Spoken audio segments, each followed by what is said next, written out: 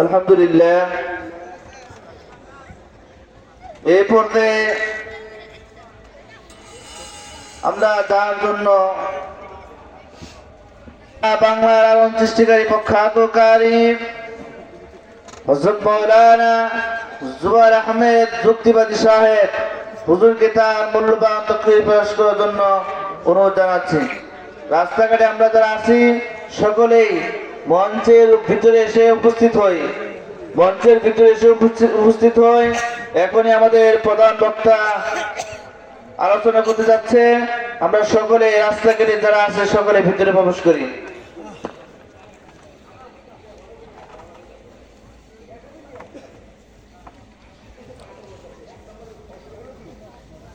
আসসালামু আলাইকুম ওয়া রাহমাতুল্লাহি ওয়া বারাকাতুহু।